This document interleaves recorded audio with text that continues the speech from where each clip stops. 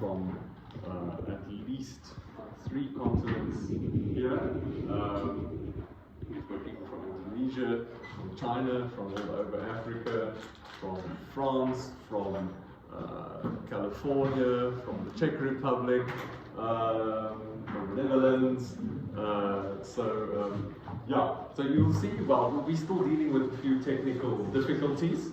The university only opened up yesterday after the holidays, so things are still getting out of hibernation. So please bear with us. But if you've got any any problems, so please just talk to me or Claudette. Or Andrew is not really an official organizer. He's been on sabbatical, but he's a local, so I'm sure he will also be able to advise, in some cases better than I will. So they've had some problems with the urn, so our tea break, we'll do a brief tea break at 11, if that's okay with you, Peter. And then after Peter's lecture, then we'll go into the exercise session. We can maybe do that until 12:15, and then there will be lunch and beering, so we can all walk together, because that's just a little distance from here. But if we all work, once you've seen where it is, it should be fine. Then I know there were 3 or 4 people who didn't have EduRoam. If you've got EduRoam, it should connect automatically here. If you don't have EduRoam and sent us an email, we are working with IT to get you an alternative access. So Claudette is in contact with them. Anything else I should say? I think for the moment that's all I can think of in terms of practical things, but there will definitely be more as we go along. So then I'd just like to welcome our first speaker, Peter Jipsen from Chapman University in California.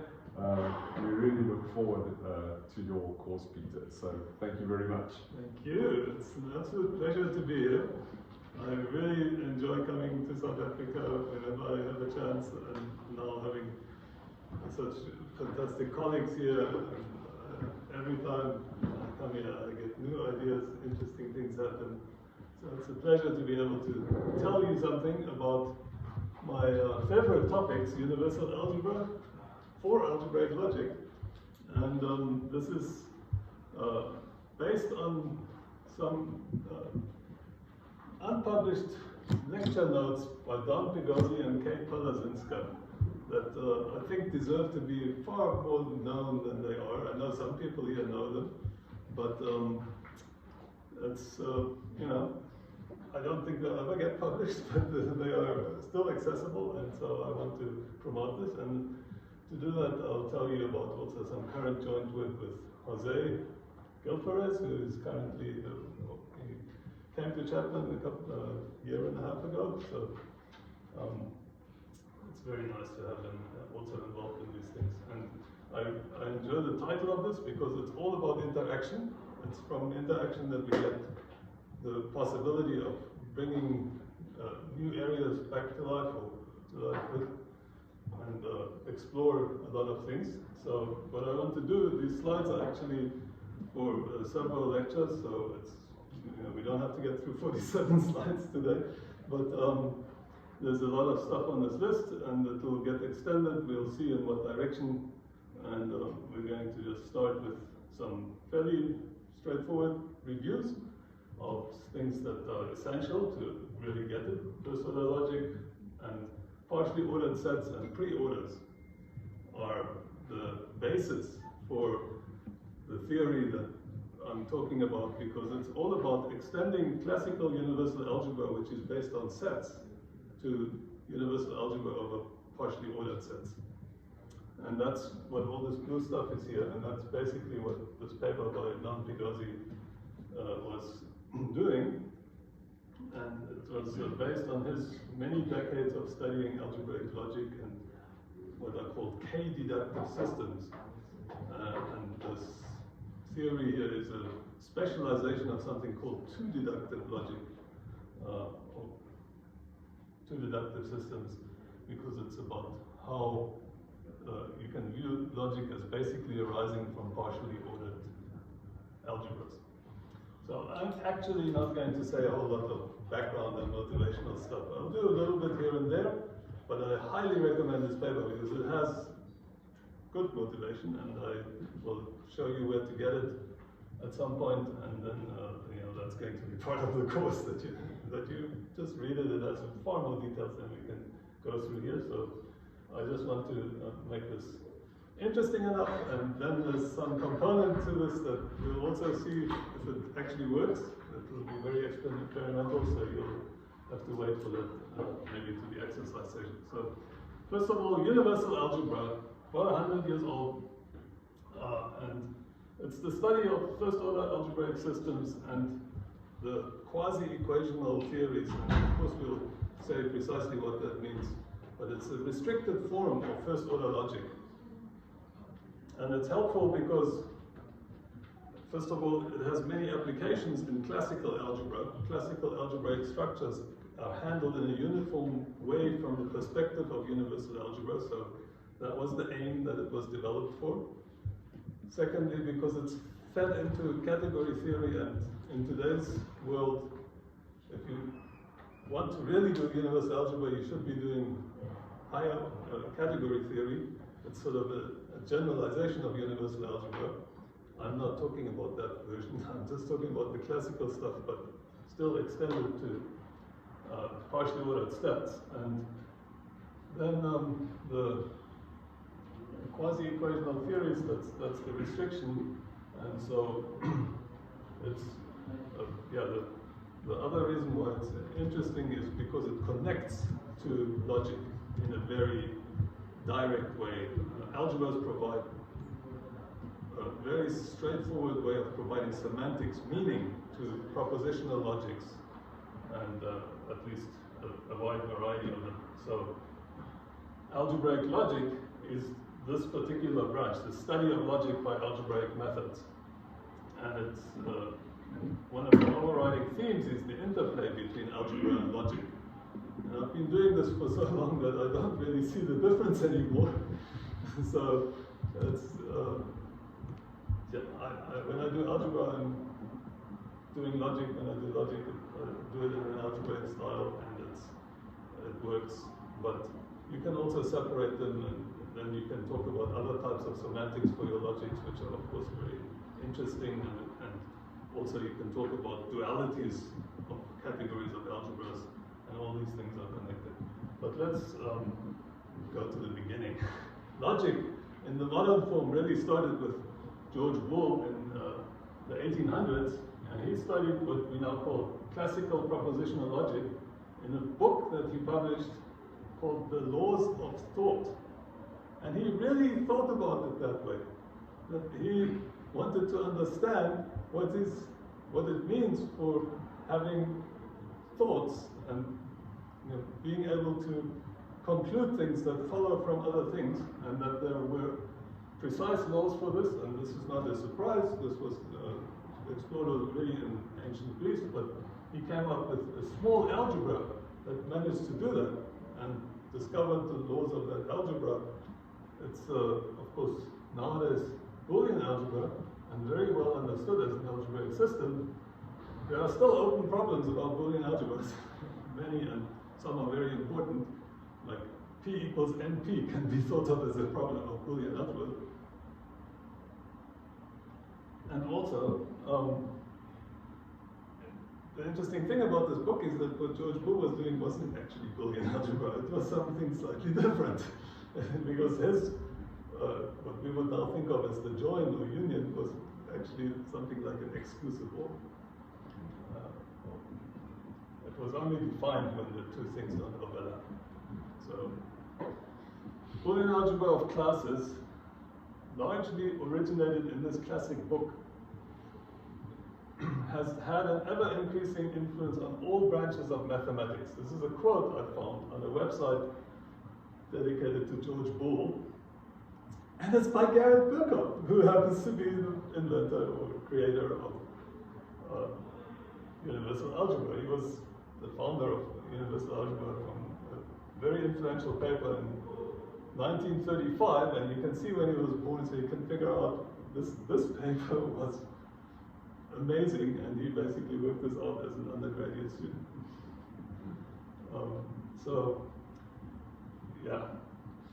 It all starts with unisorted first-order logic with equality, and its syntax and its Tarskian semantics. This formal setup that is in this one sentence is about 100 years old now. Of course, glimpses of what were known earlier. First-order logic to us is like breathing air nowadays, but there was a time when it was completely not in existence on this planet. And that was roughly the major part of the 1800s until people like Peirce and Frege started talking about quantifiers and the way of manipulating them. And so the logic was basically due to them. I'm not a historian. I'm telling you things that you can get a lot more details from people who really know and understand how these things were thought about at that time. But there wasn't a very firm way of understanding the semantics of first-order logic. And it's hard to believe that nowadays when you understand it well and it's so obvious. But the Tarskian semantics were worked out in the early 1920s and in some very influential papers. And now it's like, well, that's the notion of truth that we use in all of mathematics and its applications. Of course, there are many other semantics, and it depends on your applications now which ones are interesting. But the one that's for first-order logic shows up in universal algebra, of course, and in all levels of algebra, mathematics really. It's mostly hidden. It's sort of built into us, and so we don't find it very surprising when somebody points it out. We begin with a brief review because it's essential, and during the tutorial hour, we will attempt to, because this is a complete experiment, to use an interface to a first-order theorem prover and model finder called Prover 9. Prover 9 is getting a pretty old by now, and people are having difficulties installing it on current hardware, or sometimes it's easy to install, but it's difficult to use because it, by nature, wants to be operated from a command line. This is becoming very archaic. So there are other ways to try and do this, and we'll see if my ideas have some interest. So you're guinea pigs.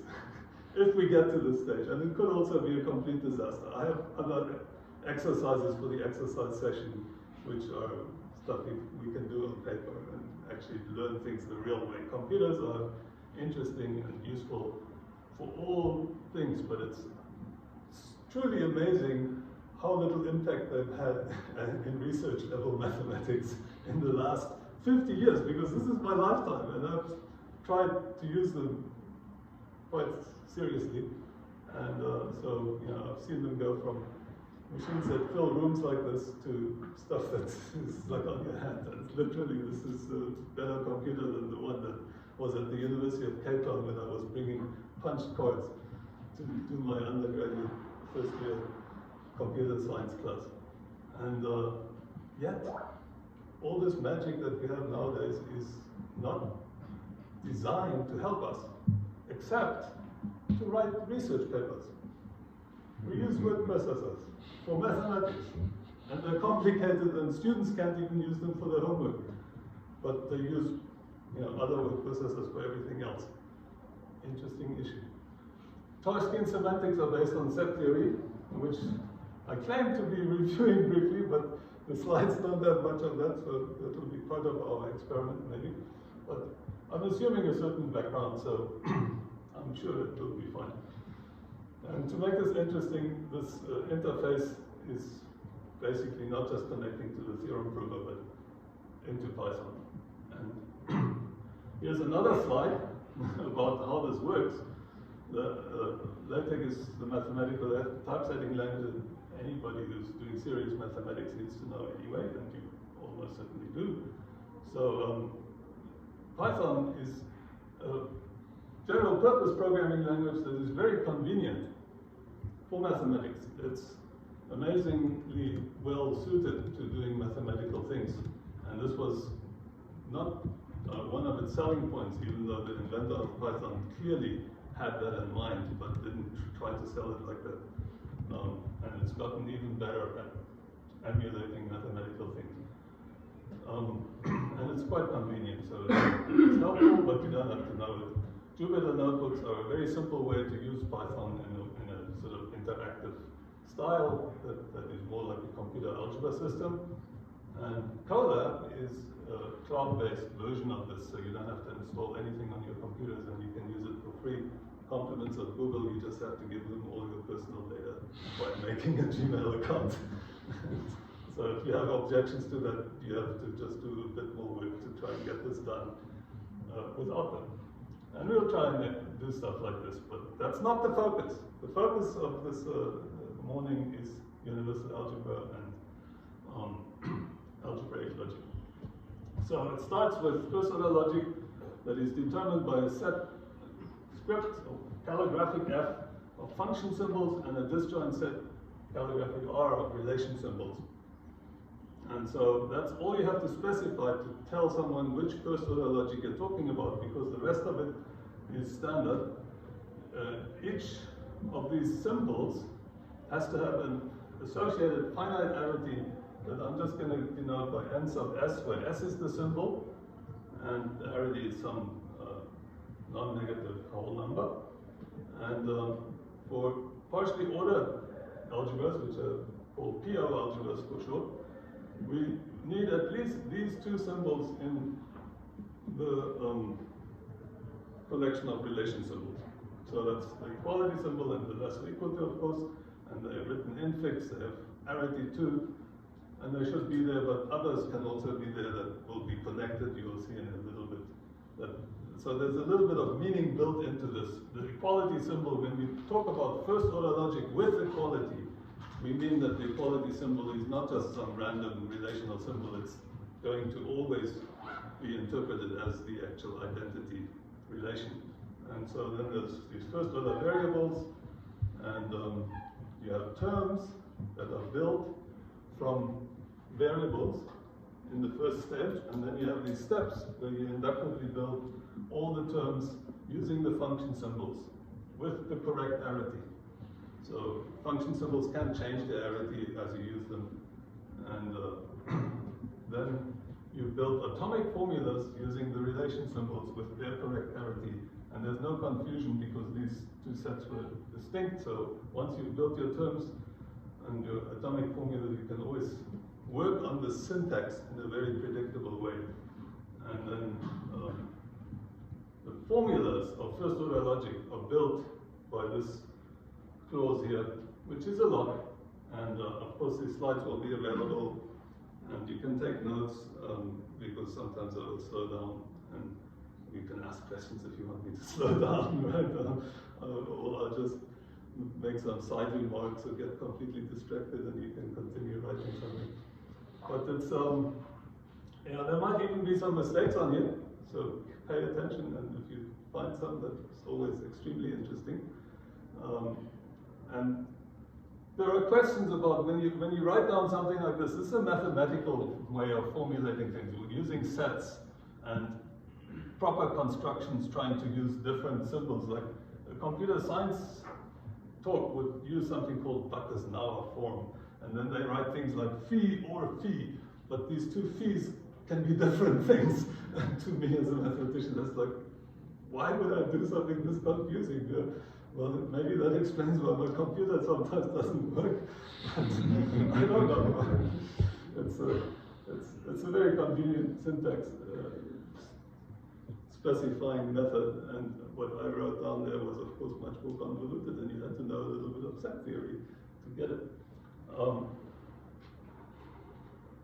So using parentheses to clarify the scope of connectives and quantifiers, because on the previous screen, if you study my syntax, it's completely ambiguous. I didn't say anything about how stuff is resolved after you use it. When you use infix operators, it's quite tricky to get it right, as I discovered programming my interface to LaTeX. So here's the setup that we have. These relation symbols, and I'm actually, I notice now, I wanted to change this. I didn't want equality here.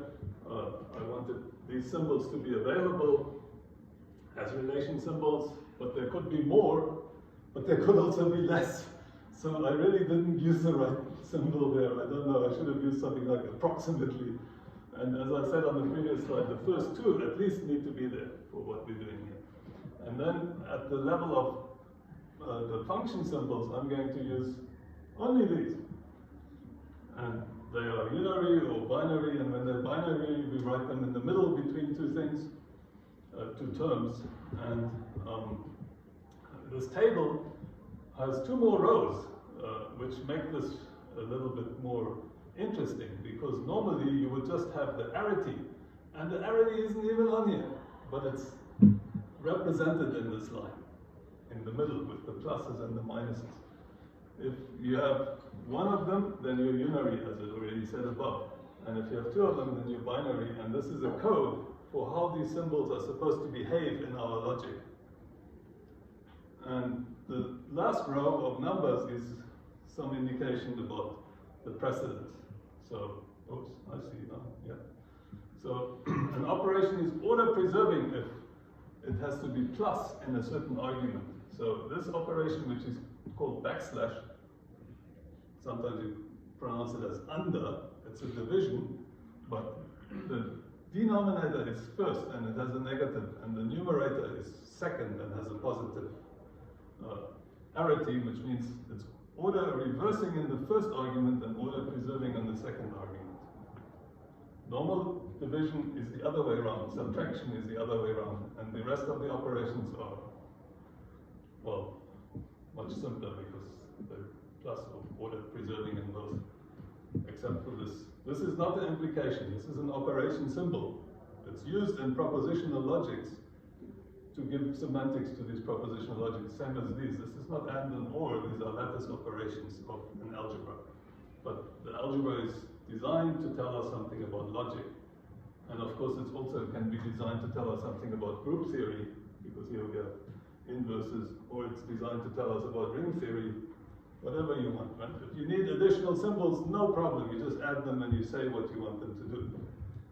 And we don't want symbols that are called like R subscript ij and arbitrarily many indices available, because that's what you would use in logic when you're trying to study first order logic and its properties. But we're trying to use first order logic in order to study universal algebra. So we don't want weird symbols, we want symbols that are good and easy to understand. The binding power is the natural one. So if these are all the same, that means that you read them from right to left. Sorry, from left to right, I guess, and just parentheses are parenthesized to the left if the binding power is the same, but otherwise, as the number gets higher, the power gets weaker, and so this binds the least, and the inverses and the prime here bind the strongest, and they are postfix. So this is not in this table, but they're written afterwards, and these unary operations are prefixed. And so we learn here that the postfix operations bind stronger. And my students don't understand this, that if they write -1 squared and they don't put parentheses around the -1, then it's still -1. They just,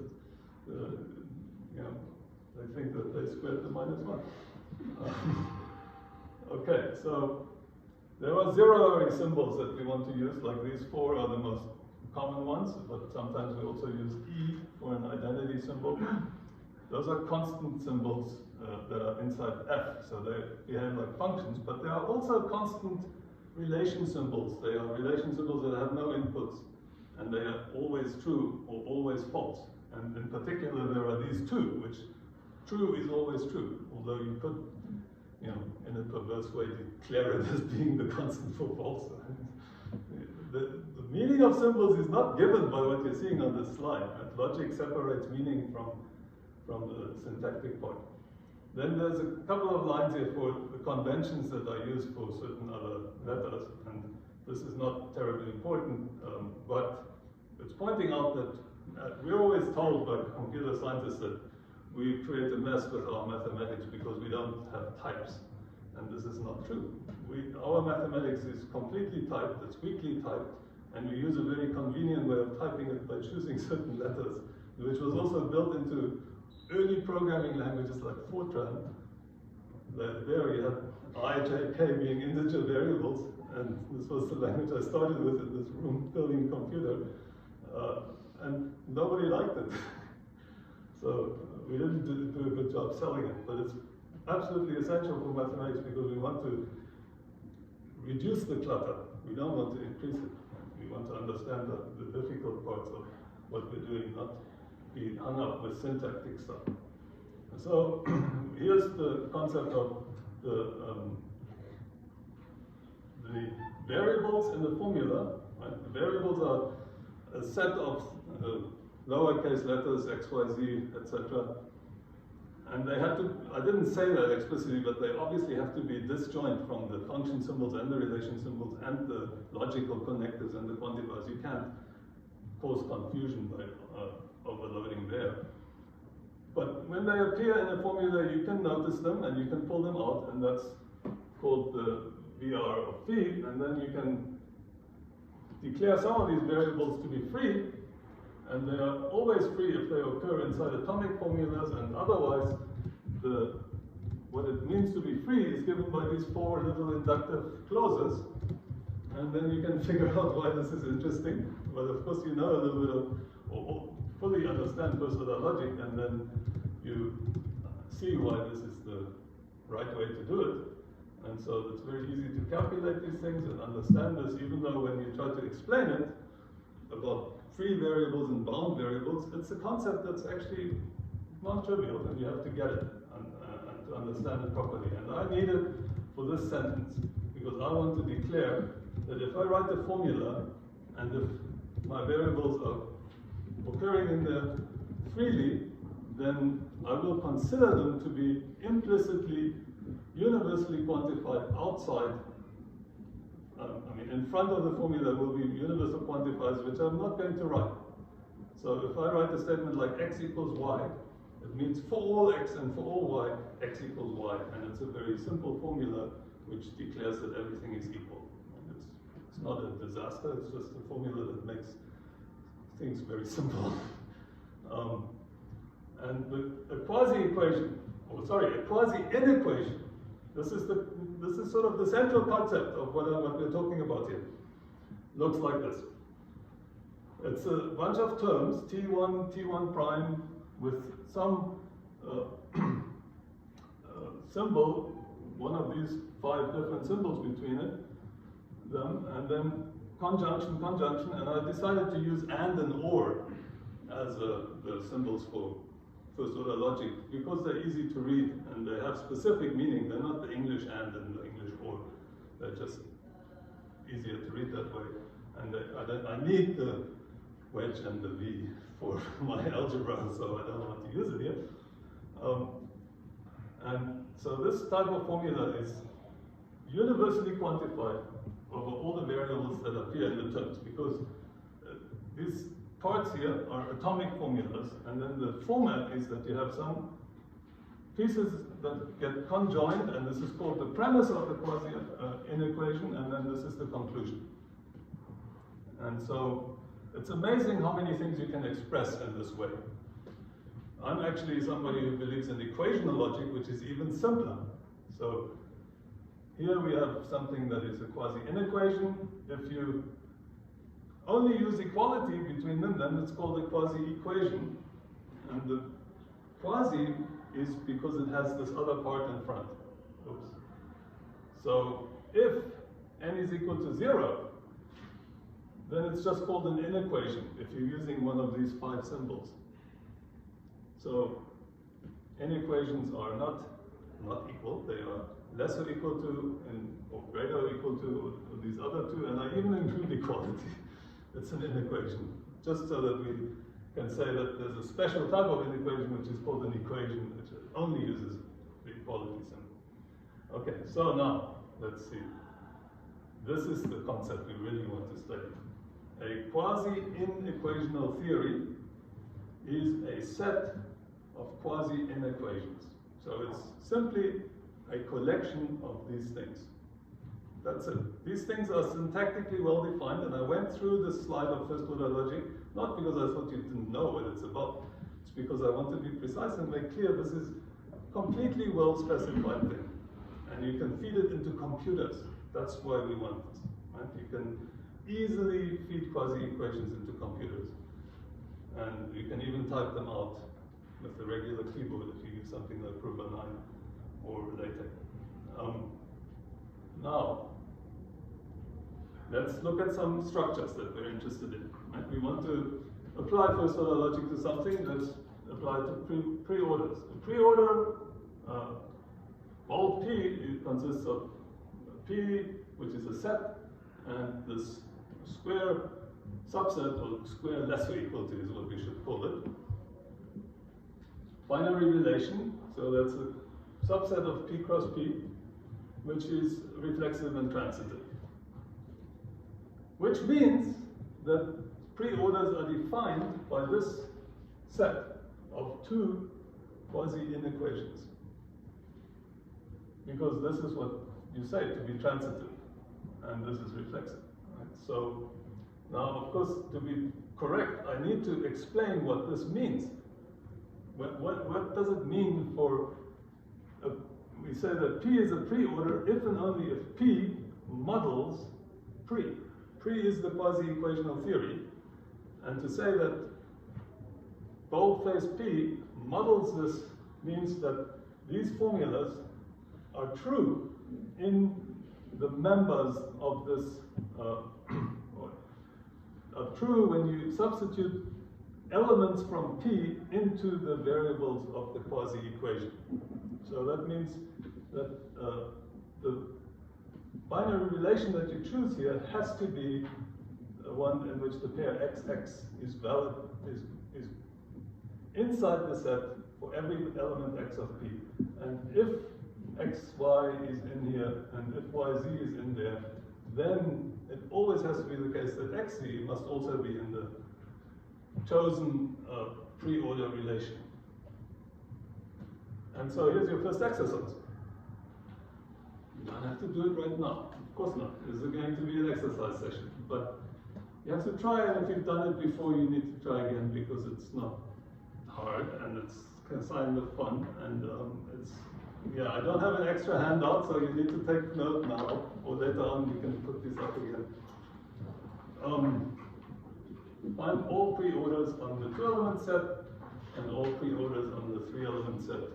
And then you want to draw them, because that's one good way to try and get a hands-on feeling of what we're talking about. Because pre-orders are actually very important for this theory of Don Picosi's that he lectured about twice in 2004, once in Lisbon and once in Brazil. And then, I mean, I only came across this fairly recently, but it's led to a lot of interesting things. So, a homomorphism is a map from a pre-order P to a pre-order Q, which is pre-order preserving as a function from P to Q, which means exactly that. Right? It's a standard notion of homomorphism for relational structures. Because as far as first order logic is concerned, the pre-order is just a very simple relational structure. But the theory of pre-orders has some interesting mathematics in it. It's non-trivial, I can assure you. From the first order perspective, it is not any simpler than the theory of lattices, because lattices code up partial order, which is a special type of pre-order. And so pre-orders can be wild. Pre defines a concrete category. Here it's all boldface pre because it's a quasi-equational theory, meaning a set of quasi-inequations. And here it's pre with a capital P boldface only. So what I'm indicating is that I actually think of these two things as the same.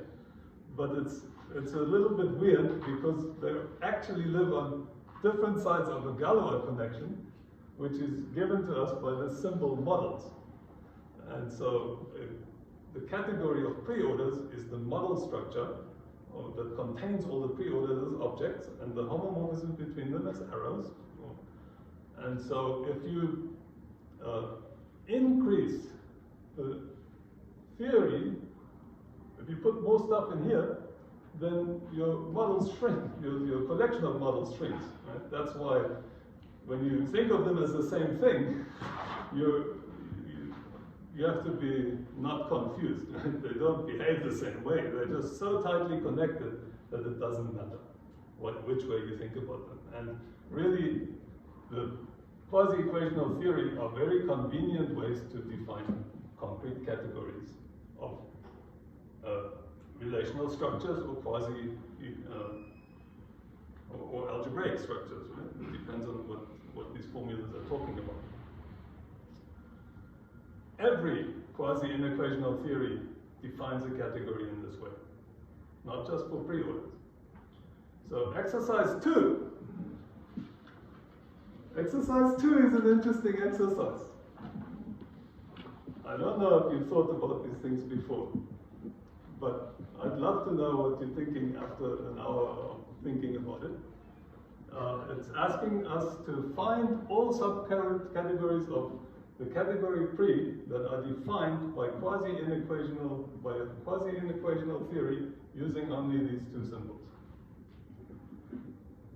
I didn't explain what a category is or what a subcategory is. I think we'll have some talks about that next week. Yeah? I don't have to explain it because I don't need the intricacies of category theory here. I just need the idea and the language, because when universal algebra started, people didn't talk about categories.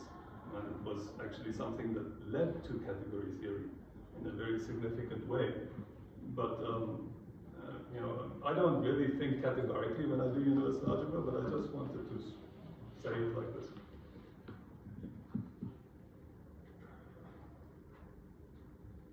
I have to say something else here. I don't know how to do this exercise, but I have some ideas. So good luck.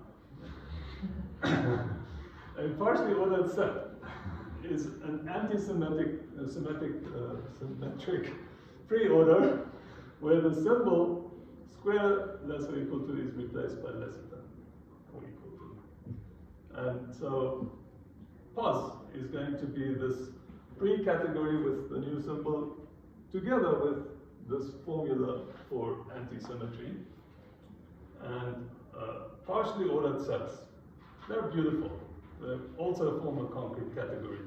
They're much better known and used everywhere. Two preorders or two posets are called isomorphic if there exists mutually inverse homomorphisms between them. This is a standard notion that comes to us from category theory. So as soon as you recognize that something is a category, you know what it means to be isomorphic. And that's why I've phrased it that way. And here is another interesting exercise, because one thing that I really like is to get my hands dirty. Right? And this is, I like going to the beach. People know this. And there you can really get down into the sand, and our kids loved it, everybody likes it, and it just puts you into a different mental framework, and you can think about things differently, and suddenly you see something you didn't see before. And yes, this is in some sense a trivial exercise, but also, it makes you think about why is this difficult, or why is this easy, or what is it? Depends on where you're coming from, whether this is difficult or easy. And that's exactly what you want to discover. Nobody claims these things are immediately easy, and maybe they are, maybe they're not. But if you don't try, you won't know. And if you've already done it before, and you forgot how to do it, it's still difficult and interesting. So why not try it again? Here's another one. That's really the exercise that should set the stage for what we want to do tomorrow. And I'm being very vague here, but I'm asking you to rediscover an important connection between preorders, posets, equivalence relations, partitions, and quotients of sets by equivalence relations. Well, that's a handful of stuff that I've only defined pre-orders and post-sets so far. But of course, I've also said that I'm relying on some background here, and we all know how to use Google, so no problem. But what are we supposed to do here? How can this be an exercise? What's the objective? Well, state your observations as a theorem. That's the objective. I'd love to see what theorems you come up with, because maybe it's not the one I'm thinking of. In any case, we can get back to that when we get to the notion of what is called a precongruence. In partially ordered algebras, you want to understand the homomorphic images. And in ordinary algebra, like in group theory, you get them from understanding what is a normal subgroup and things like the first isomorphism theorem. And in universal algebra, you get this from understanding the congruences of an algebra. But in a partially ordered algebra, you have to understand what are called the precongruences. And if you read Pegasi's notes, these things were called compatible pre-orders. There were no compatible quasi-orders. And he had more notation, and sometimes that's helpful, sometimes I've tried to simplify it, I don't know. Just rewriting things is a good way of understanding it, so just rewrite it again in your own way. So we've got about a century of development here. A lot of deep stuff has been done. And when this book was written in the 1980s, it was a really nice book that summarized a lot of things in a nice yellow Springer volume. And then something magical happened, because in 2000, Springer said, that's out of print or whatever, you can have the copyright back. And these guys were like, really? Well, we'll make it available for free. And so that's why I'm recommending it. There's other books since then that are also good, but this is a great book, and this is just a PDF file, and you've probably seen it. So it's got most of what we want for the universal algebra part, and more. But it has nothing about the partially ordered algebras in it. So it's a good way of covering the things that are mentioned here, because I'm not actually going to concentrate on this. I'm mostly talking about the blue stuff on the first slide, because I just want to extend this. And I want to show you that there's this whole area of universal algebra where you can explore, and it hasn't been combed over very carefully. And there's actually interesting stuff to discover there, which is meaningful and has influences how some very general logics work. Logics in which we don't have things like conjunction or disjunction or implication even, but we just have something like consequence, right? And consequence in logic, consequence relation of this follows from that is a pre-order, right? And if you want to understand it algebraically, you probably want to factor it into a partial order, like a type of Lindenbaum-Tarski factorization. So an algebra, this is the standard notion, is just a set with a bunch of operation symbols now interpreted in the algebra A, so that's what the superscript says, because for each symbol, small f in calligraphic f, there has to be an operation, small f superscript A, which is of the right arity on the set A, and there won't be other operations that are in this set. These are not operation symbols anymore. The symbols are here, but once you put the superscript on it, they're actual operations. That means they're real functions. Because when it was a symbol, it's literally this f. It's these pixels on the screen that we're talking about. But here, when it's this f superscript A, it could be anything. It depends on the set A, and it could be literally any function from A to this power into A. Now that's a finite power, and if A is a finite set, it's still a very comprehensible thing. But algebras don't have to be finite. So this is a non-trivial theory. And all kinds of algebras fit in here. Well, there's something in mathematics, in classical mathematics, that's actually called an algebra. It's a vector space with a multiplication. It's causing confusion because it's a very specific algebra. It needs a more specific name. It's not what I'm talking about here. And it doesn't fit very well into this framework, but it also fits into this framework. And it's just that the kind of stuff people do when they're studying these classical algebras, these vector spaces of the real numbers or some other field, or no, could be even much more complicated, then they are using methods that I'm not talking about. I'm talking about very straightforward general methods that work for all algebraic structures. And of course now the ones that are extended with partial orders, because here we only have the equality relation. And here we have partially ordered algebras where you have this thing in the middle again, added now, and with an interpretation. So this is a specific partial order. And here's a big difference. Yeah? In the algebraic setting, the equality symbol is always interpreted as the identity relation. So there's only one kind of equality. But on partially ordered algebras, well, there are different partial orders on the same set. And that will produce different algebras in this setting. So for a given algebra, there's also just one fixed partial order that is considered. And that order is a poset. I haven't told you much about what posets are really. You can draw pictures of them. I gave you an exercise to find all the posets on 4 elements, and I'm just hoping that all of this makes sense if I talk and say the word poset often enough. But of course I should also show you some examples at some point.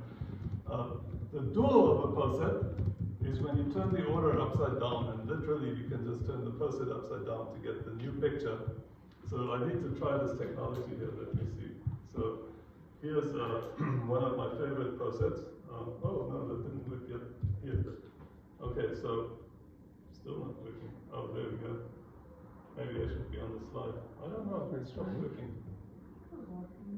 Yes, it was working so well. Oh, now it's working. Okay, so I have this, and then I add one more element. It's called a diamond.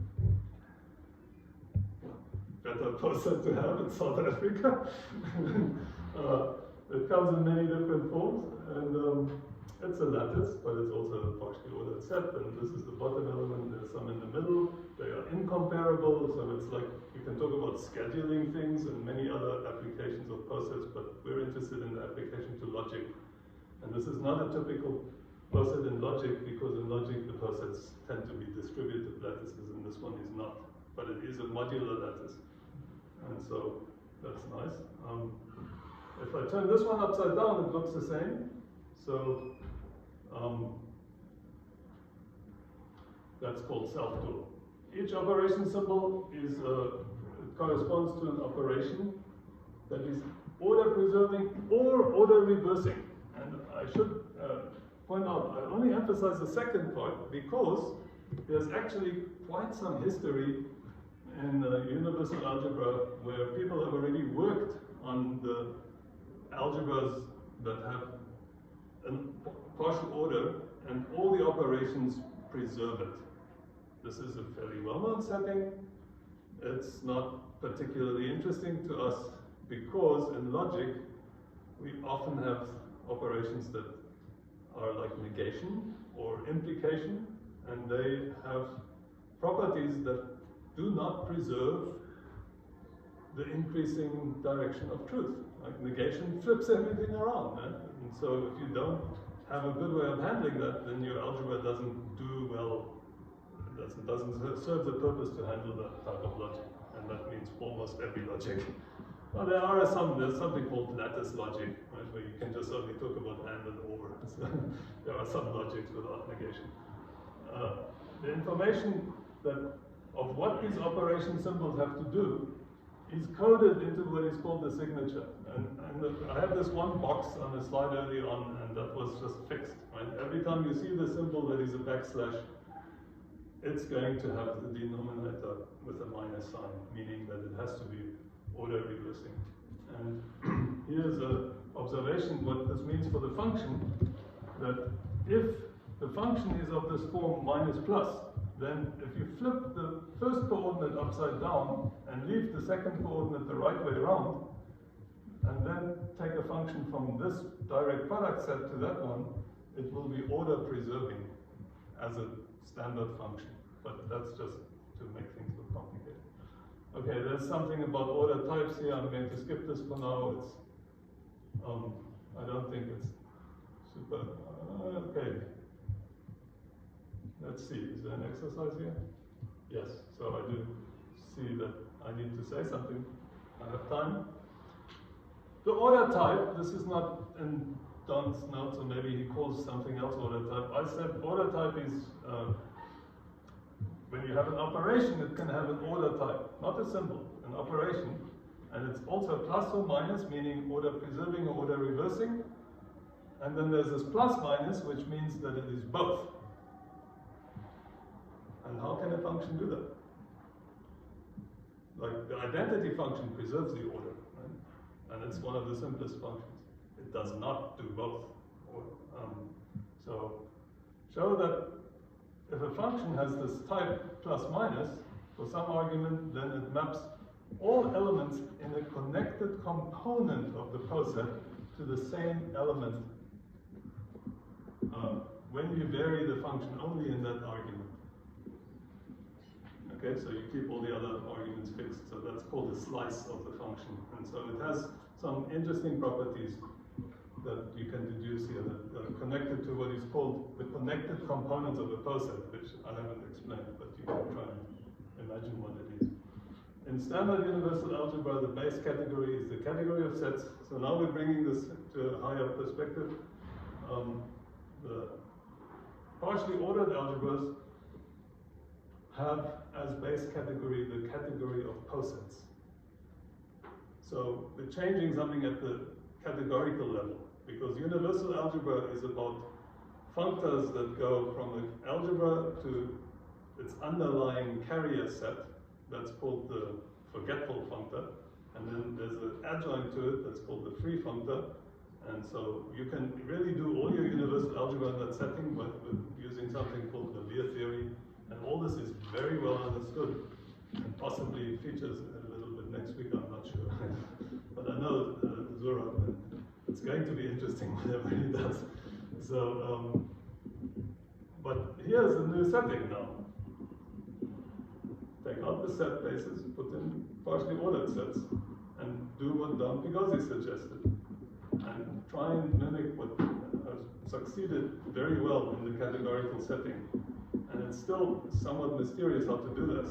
And I'm telling you this because we have a colleague at Chapman, Alexander Kurtz, who's an absolute expert in category theory, and we've debated this many times. This is well understood if all the operations are order preserving in every argument. But when you start flipping things around, the categorical perspective for all of this is still not resolved.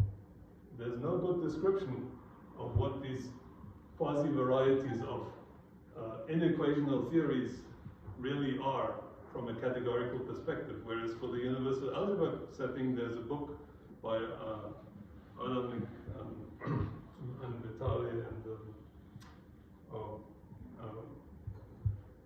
that has, yeah, I mean, basically characterize these types of categories in very nice abstract terms. So here the problem is that the way we set things up, when you build your terms in first order logic, there will not be morphisms in this base category. And that's not true in the universal algebra setting, because there your homomorphisms are actually functions in the category of sets, which makes things nice. But here, what can happen is that you have a function which has these two different types of polarity or tonicity, and then you plug the same variable into these, but now when you increase the variable from x to something larger, then it's supposed to make the function get bigger in this, because of this argument getting increased, but it's supposed to make the function get smaller because the first argument gets increased, and so the function is completely confused about what it's supposed to do now, and it just says, yeah, I'm allowed to do whatever I want. Right? This is usually how we behave too. And that's what these terms do. They don't respect order anymore. And so they become problematic. But we have to handle them well anyway. And so here's a few remarks about what has already been done in the order preserving setting. There's plenty of papers going back to the 70s, and these are just the highlights. But for algebraic logic, we need negation or residuation. I love working with residuated lattices because they're the algebra of substructural logics. And so I really thought Piazzi has a point, and it's amazing how well it works what he's suggesting. So we're getting to the motivation here, and as I said, you should read his notes because there's much more motivation than the few vague remarks that I'm making here. That the algebraic logic is trying to use algebraic semantics for logic, and I'm saying that, well, using partially ordered algebraic semantics is even better, is even more general, and is more appropriate, and it includes the old stuff anyway, but not in such an obvious way. It's not as if it's just all, the same. It's an extension, but there's also some changes that you have to be aware of, so that makes it very interesting. Every set is a perset, ordered as an anti-chain, hence the study of partially ordered algebras includes the study of algebras. Many standard notions generalize, and he gives lots more information, so it's a required part of this course. Here's more stuff about the possible signatures. I'm missing a slide here somewhere. That's interesting. Okay, as you see, this is a preview of what we're doing soon, and I have some more. Maybe this isn't the last version of my slides. That's strange. But maybe I skipped over something. How many exercises do we have? 5? Yeah. Okay, I have some more. But I'll find them and then I'll put the remaining ones on the screen when we reconvene. Does that sound reasonable, or should I continue going, or what is the best option now? I guess they're just not on these particular ones. So notice that I didn't state or prove any theorems. This is almost like unheard of in an hour-long math talk, right? I'm really sorry, but as a concession, I did ask you to state a theorem, so I know that there's something going to happen here. So have fun. That's it. Thank you.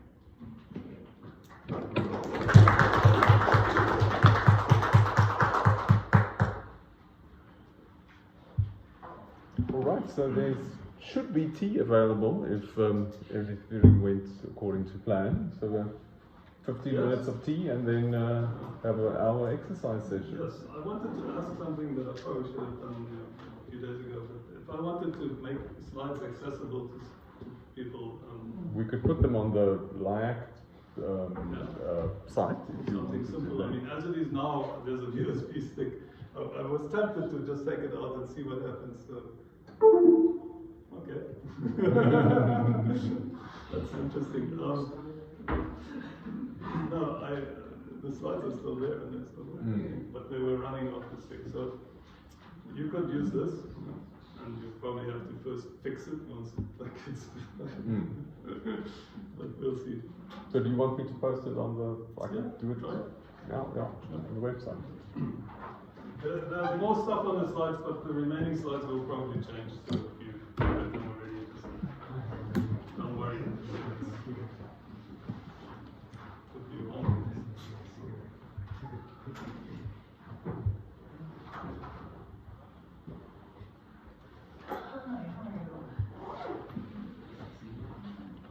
So the other thing I didn't ever try was switching to this other board. How does it work? It seems it's a bit. You can come back, but it seems a bit onerous to do it because you have to get out of there, out of full screen somehow there. Maybe the best would be to stick to an almost one slide and then. Yeah, just interpolate a blank slide. Yeah, that's what Martha was saying. Yeah. I don't even know how to get out. Oh. So if you click home, just do that again. Oh, yeah. Yeah, the home button. Ah, yes, let's see. Okay, then you can go to the whiteboard. This is The- it. No, lay it on the Oh, left. there it is. Okay. That's not too bad. So then I can go back. Now what I wanted to check is No. if I come back, is it still going to be there? Presentation? Yeah. That's oh. Oh, this is the result No, of this is something all the else. USB stick out. I think you should go to the. Yeah. No, it's because I. Ah, it's I gone. had to Okay, plug it yeah. in again. Are you done? Oh. Let me, sorry, you can come in. We should go drink some tea. Yes, let's drink some tea. Sorry, Peter, what must I copy? What is it called? No, it's the inside a folder. Like, just, yeah, this is the Yeah, PDF just that file. one folder. Okay, cool. Thank you.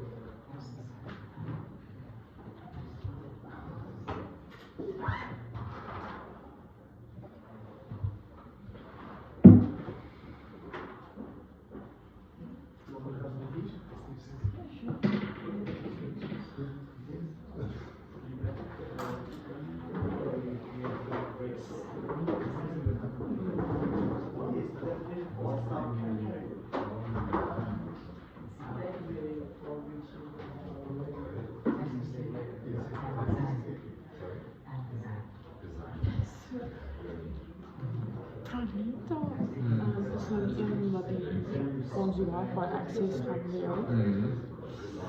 Okay. Ek het dit Wat pas. sy nou hier? Sy is hier, Ja, sy is ja. na kantoor. Ek was nou al 2 keer daar. Sy het Okay. gesê sy gaan dit doen, maar Ja. Anita is nie maar. Oh goodness, okay. So as sy nie dit Ja. reg kry nie, dan moet ons dalk maar vir Elise. Want Elise is eintlik terug Ja. op veronderstel om hier te wees. Sy is eintlik Ja, okay. Anita is veronderstel om hier te wees. Yes, okay. Want Ons sy maar was- aanhou. Ja, so ek het nou vir Ja. ek het sommer is die Excel spreadsheet wel net so gestuur. Ja. Gesê sy moet vir almal. Ja, ja. Want ek dink dis net nie maar anders Ek moet dink ons dalk so. môre nou weer vir iemand Ja, anders. ek dink dis as sy dit kan doen. Kom ons hoop sy ja.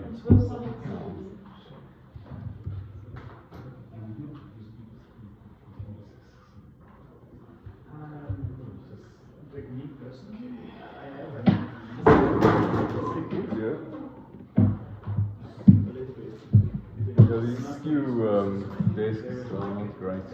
They're good for writing, but not for. Oh, we need to switch.